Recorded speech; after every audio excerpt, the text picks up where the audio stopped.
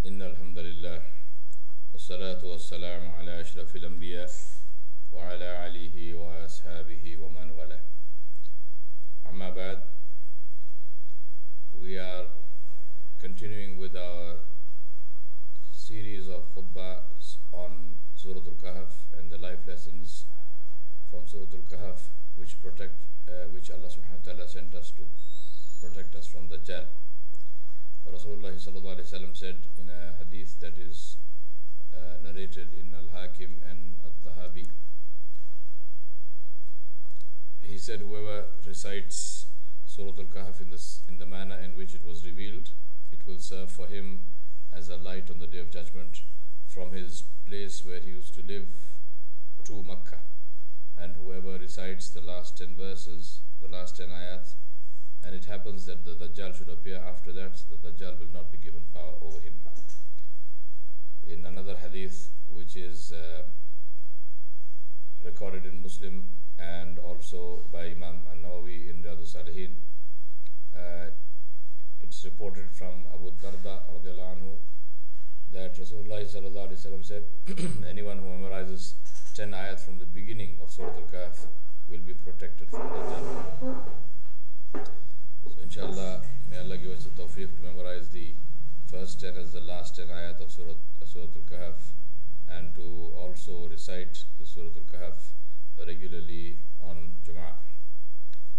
Last week we looked at the first of the 4 stories that Surah Al-Kahf has, each of which represents one kind of test. And we ask Allah subhanahu wa ta'ala to save us from all tests and to help us when we are tested. The first story of Surah Al-Kahf had to do with the test of faith of which the young men of who were known as Ashabul Kahf, the test of faith that they were faced with, and which bi'idhnillahi ta'ala and with his help they succeeded in passing. And we saw how Allah subhanahu wa ta'ala helped them when they chose to protect their deen and did not give in to the demands of their people to give up their religion. Today we look at the second test, which is a test of wealth, the story of the owner of the 2 gardens. Allah subhanahu wa ta'ala mentioned the story of the man who he had blessed, but the man forgot the one who had blessed him, and he transgressed and had doubts in faith. He did not give thanks for the blessings even though his friend reminded him. And then when his crops were destroyed as a punishment, he regretted it, but it was too late. Let us reflect on what we do with the money that Allah has given us. Seriously, today if we look at it, for most of us, we are able to do, may Allah protect us from this, we are able to do what we do in terms of the transgressions of Allah subhanahu wa ta'ala because we have money. If we didn't have this money, we would not be able to indulge in the israf and indulge in the haram that we otherwise do. We only do it because we have the money. The question to ask is, because Allah subhanahu wa ta'ala gave us this money, do we spend it in things that please Him, or do we spend it in earning His anger? Now, what kind of sense does it make that we take something which Allah has given, and instead of using it in ways which are both enjoyable as well as halal, and therefore they earn the pleasure of Allah, we take the same money and we use it to earn the anger of Allah? Now, why would anyone with any sense earn the anger of Allah? The only answer to that question is that the only one who will earn the anger of Allah is the one who does not believe in Allah. Seriously, I ask you, my brothers and sisters, ask yourself this question: do you want to die with Iman or without Iman? Seriously, do you want to die with Iman or without Iman?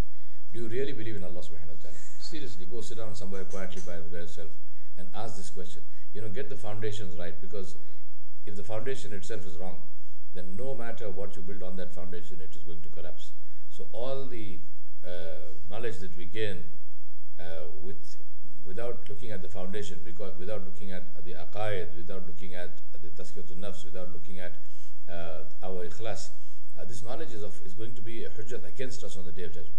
Now, obviously, not getting knowledge is not the solution to that, because ignorance is not an excuse in law. Ignorance does not protect us from what the law or what the law says if you break it, right? So ignorance is not defense in law. So the question is that when we have money, what do we do with this money?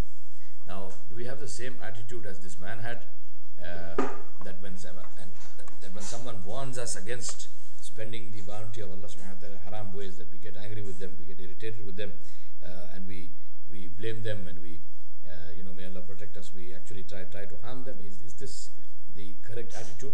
Think about that. See what happened to that man when he did that. When he did that, what happened to that man? Do we want to be in the same place as that man? I ask Allah subhanahu wa ta'ala to protect us from this level of foolishness.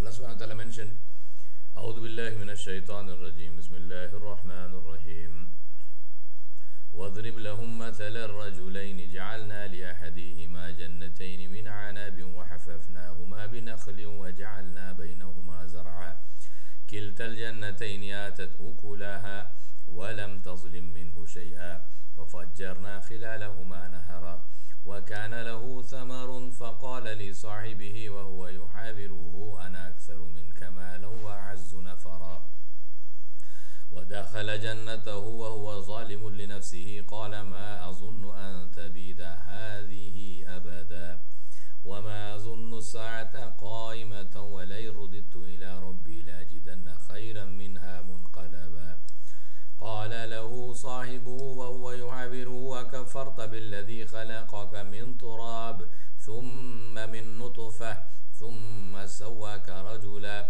لكن هو الله ربي ولا أشرك بربي أحدا ولولا إذ دخلت جنتك قلت ما شاء الله لا قوة إلا بالله إن ترني أنا أقل منك مالا وولدا فعسى ربي أن يؤتيني خيرا من جنتك ويرسل عليها عزبانا من السماء فتصبح سعيدا زلقا أو يصبح ماؤها غورا فلن تستطيع له طلبا وأحيط بثمره فأصبح يقلب كفيه على ما أنفق فيها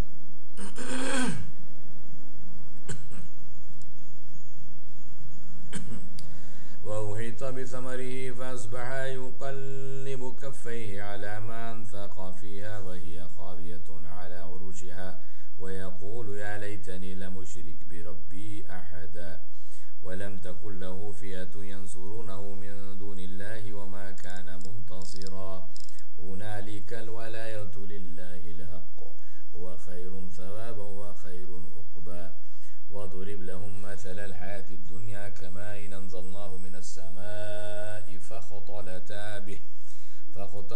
به نبات الأرض فأصبح هشيما تذروه الرياح وكان الله على كل شيء مقتدرا المال والبنون زينة الحياة الدنيا والباقيات الصالحات خير عند ربك ثوابا وخير أملا.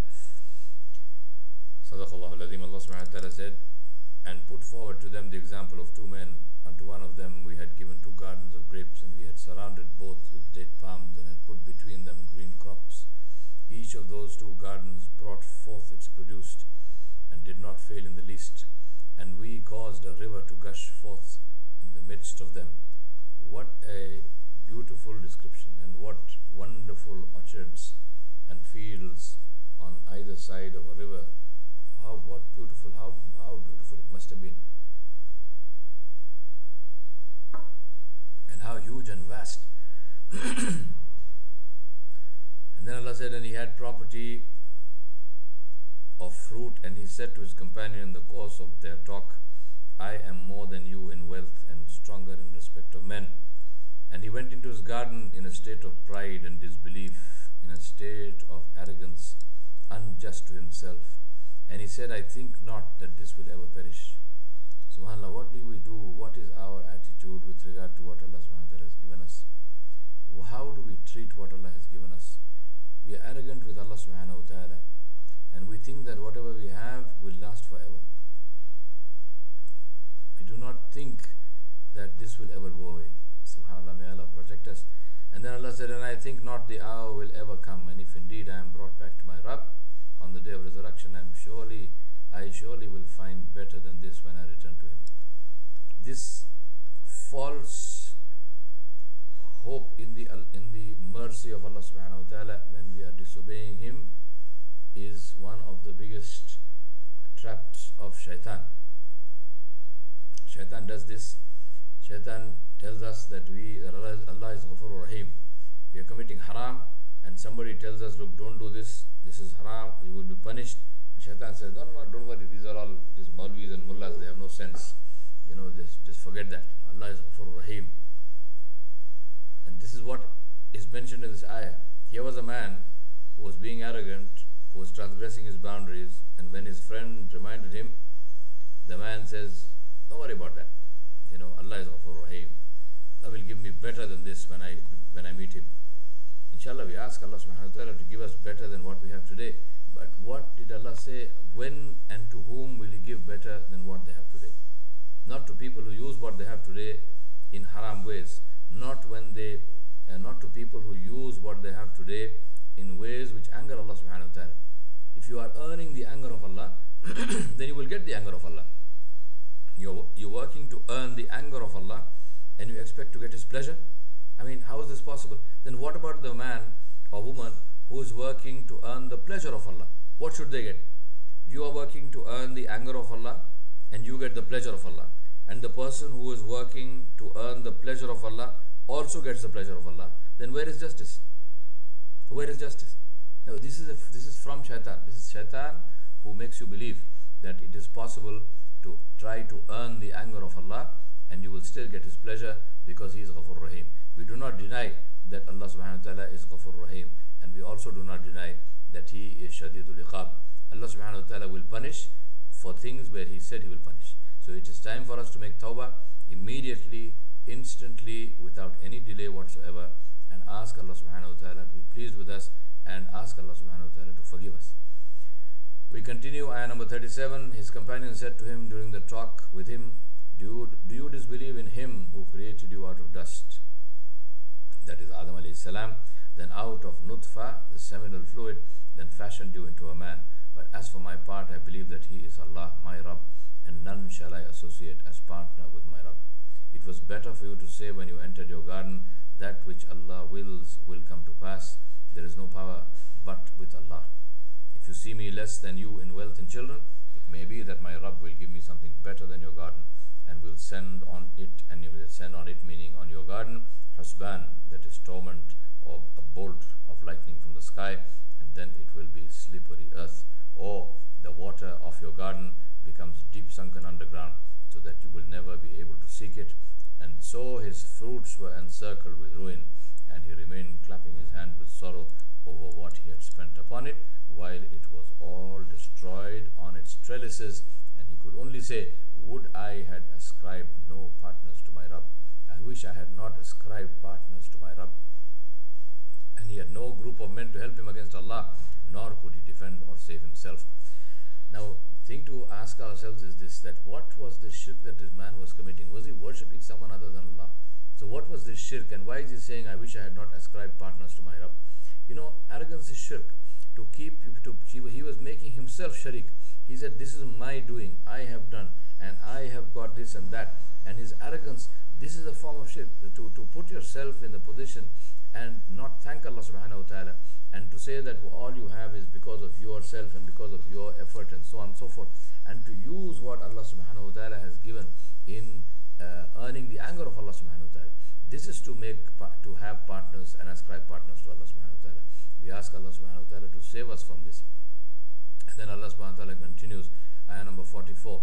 There, on the day of resurrection, al-walaya, the protection, the power and authority and the kingdom will be for Allah alone. The true God, He, Allah subhanahu wa ta'ala, is the best for reward and the best for the final end. La ilaha illallah. None has the right to be worshipped but Allah.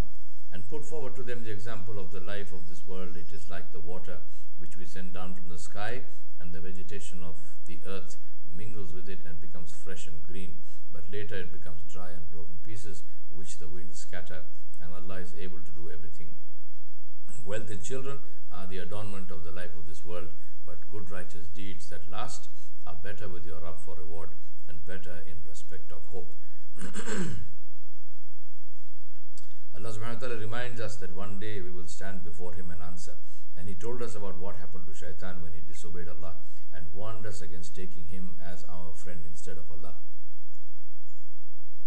What an evil exchange. What an evil exchange that is. Think about this. Who but someone who has no iman, who but someone who does not believe in Allah will take Shaitan as a friend instead of Allah subhanahu wa ta'ala? Now, but if you look at ourselves, we say that we believe in Allah, we say that we want to die with iman, we say we have iman, but yet we take Shaitan as our friend, meaning that we do what Shaitan tells us to do, and we take Shaitan as our friend instead of Allah, meaning that we deliberately, knowingly disobey Allah subhanahu wa ta'ala. And who does this? People who consider themselves to be clever, people who consider themselves to be intelligent, they do this. Not only do they do this, but they invite others to do this. And when someone says, no, I am afraid of Allah, I will not do this, these are the people who poke fun at them, who mock them, and who try to pressurize them into coming down the same path that they went down, which is the path of disobedience of Allah subhanahu wa ta'ala. Now, how intelligent is this? Seriously, we have to think about this, that all these, today we have all these great cool friends. All these cool friends are going to be in a very hot place if they don't straighten up before they die, because Allah subhanahu wa ta'ala does not like people who not only disobey Him but who also try to lead others astray. The one who leads others astray is Shaitan, and the people who try to lead others astray are the people who the Quran mentions, shayatinum min al-jinni wal-ins. These are the shaitans from the jinn and from the human beings. So let us not become shaitans from the human beings. Allah subhanahu wa ta'ala warned us against what the shaitan did.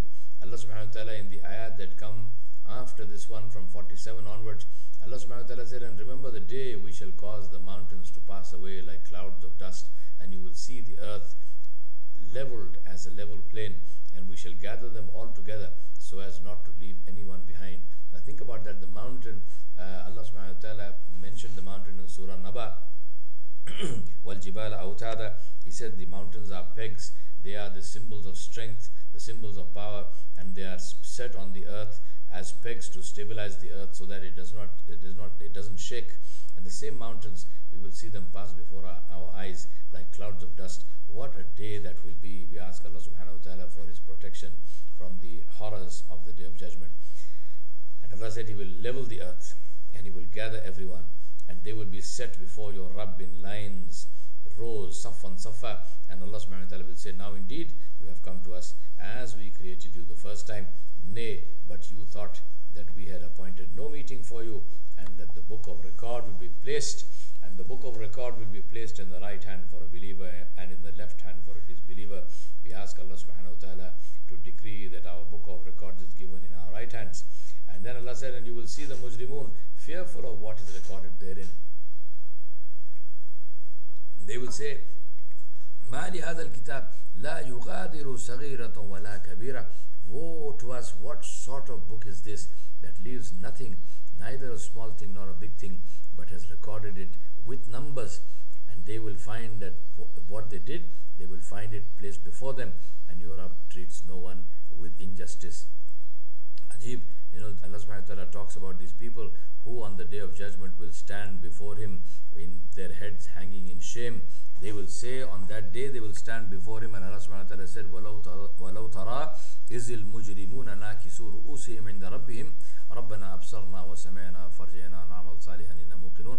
Allah subhanahu wa ta'ala said, you will see them on the day of judgment standing before you, O my Nabi, if you could see them standing before their Rabb, their heads hanging in shame, and saying, Rabbana absarna, O wa samena, we have heard, farji'na, return us to the earth, inna muqinun, farji'na na'mal salihan inna muqinun, as return us to the earth and we will do good deeds and we will become obedient people. Allah subhanahu wa ta'ala said nothing that will not help them on that day. If we have been doing criminal things, and remember, criminal things is not only what is criminal in the country's record, it's what is criminal before Allah subhanahu wa ta'ala. To leave one salah is criminal, to leave one salah is kufr, to spend money like water is criminal, it is israf. Allah subhanahu wa ta'ala called the people who do israf the ikhwanu shayateen. He said, inna mubazzirina kanu ikhwana shayateen. He said the people who do israf, these are the brothers of shaitan. If you have been doing that, it's time to make tawbah. It is time to stand with your head hanging in shame here in this world, because you can do something about it. You can make tawbah and you can return to Allah subhanahu wa ta'ala, so that inshallah on the day of judgment your head will not hang in shame. But if we don't do that, and if we put ourselves in a situation where on the day of judgment we will have our head hanging in shame, then subhanallah, nobody can protect us. Allah subhanahu wa ta'ala then says, ayah number 50, and remember when we said to the angels, make sajda to Adam, so they made sujood except Iblis, and he was one of the jinn. He disobeyed the command of his Rabb. Will you then take him, Iblis, and his offspring and his children as protectors and helpers rather than me, while they are enemies to you? What an evil exchange is this. What evil is the exchange for the zalimun.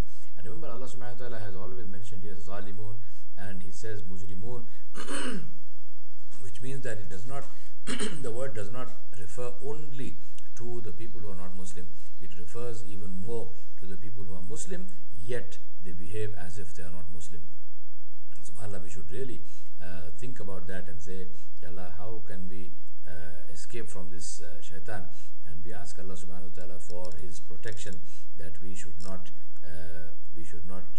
follow shaitan, and that Allah subhanahu wa ta'ala will help us inshallah, because that is his promise, that if somebody comes to him with tawbah, that somebody comes to him with genuine repentance, then inshallah Allah subhanahu wa ta'ala will forgive that person.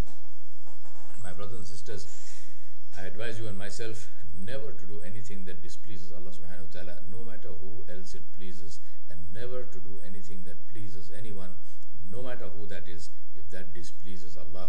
I again and again give the same examples, because these are the things which are the most visible in our society. Allah subhanahu wa ta'ala ordered the women to wear the hijab, but what do we see our sisters doing? We see our sisters deliberately going against that. We see them deliberately discarding the hijab. We see them, they wear the hijab when they come to the masjid. Is the hijab only for the masjid?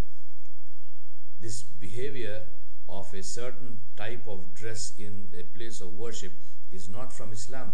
This is the way of other religions. People wear certain kinds of clothes to go to the temple, or they wear certain kinds of clothes to go to the church, and then the rest of the time they do whatever they want. This is not Islam. Islam is to be the same thing whether you are in the masjid or outside the masjid.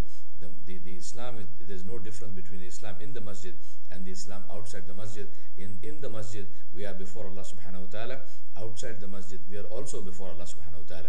It is this realization which is the meaning of taqwa. What else is taqwa? Taqwa is to realize that we are standing before Allah subhanahu wa ta'ala. SubhanAllah, you know, Imam Hasan al-Basri rahmatullah alayh, somebody asked him, they said, how is it that you're so disconnected from the world? How is it that you are not connected with the world? And disconnected meaning that, not that he didn't know what was going on, disconnected meaning there's no love of dunya in his heart. So they asked him, how is it that there's no love of dunya in your heart? And Hasan al-Basri rahmatullah alayhi gave this beautiful answer. He said, because of four things. He said, firstly, I know that my sustenance is written for me. Whatever is written for me will come to me, and no one else can eat what has been written for me. So he said, I don't worry about that. He said, second thing is, I know that all good deeds, all my good deeds, I have to perform them myself. No one else is going to do good deeds on my behalf. So I engage myself in trying to perform those good deeds. He said, the third thing is that I am always conscious that Allah subhanahu wa ta'ala is watching me, and therefore I am ashamed to commit sin.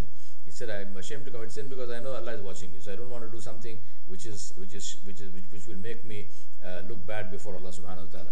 And he said the fourth thing is that I am convinced that one day I will die, and when I die I will stand before Allah subhanahu wa ta'ala, and therefore I try to prepare for that particular day. I ask myself, do we believe that we are going to die, or is it that only Hassan Basri had to die? Do we believe that we are going to die? And what is our preparation for that time? What is our preparation for that death? May Allah subhanahu wa ta'ala give us the tawfiq to do this before the time comes, because we have no idea when we are going to die. I invite you, my brothers and sisters, to take some time out and reflect on and examine our lives and see what there is in our speech, in our attitude, manners, actions, priorities and decisions which is displeasing to Allah subhanahu wa ta'ala, and to do everything in our power to immediately and urgently get rid of it. Don't worry about anyone else in this matter. If you are displeasing Allah, it doesn't matter who you are popular with, because that person is not going to come with you in your grave. So wake up before you are put under the ground. The relationship of Surah Al-Kahf to the Dajjal, and inshallah next Juma we'll complete this this set of 4 things. The relationship of Surah Al-Kahf to the Dajjal is that one is the test of the Dajjal is a test in 4 ways. One, he will ask people to worship him instead of Allah. That's a test of faith. 2, he will order the sky to rain, and Allah will make this happen, and he will tempt people with his wealth, and this is the test of wealth. 3rd, he will try people with knowledge due to what he reveals to people of unknown things, and inshallah we'll look at that next Juma, as well as the next one, which is he will control major parts of the earth, where and that's a test of power. So the first is a test of faith, the second is a test of wealth, the third is a test of knowledge, and the fourth one is a test of power and authority. Allah subhanahu wa ta'ala taught us these lessons so that we learn to strengthen ourselves before we face our own day of reckoning, the day we die, which will come unannounced. I remind myself and you that we should be very careful and prepare for that day before that day comes, because once the curtain is lifted, once we see Malakul Maut, the door of Tawbah will be closed. I want to end by teaching you a dua. I taught you one dua last week. I'm teaching you another one this week. And the dua is a dua of Nabi Sallallahu Alaihi Wasallam. He said, Allahumma najjina min al-fitan ma zahara minha wa ma batan. Allahumma najjina min al-fitan ma zahara minha wa ma batan. Allahumma najjina min al-fitan ma zahara minha wa ma batan. O Allah, save us from trials, those which are obvious and those which are hidden. Save us from trials, that which is obvious and that which is hidden. We make this dua and we ask Allah subhanahu wa ta'ala to protect us and to be pleased with us and to enable us and help us to do everything that is pleasing to Him, and to save us from doing anything which is displeasing to Him. Wa sallallahu ala nabiyil kareem wa ala alihi wa ashabihi ajma'in bi rahmatika ya arhamar rahimin.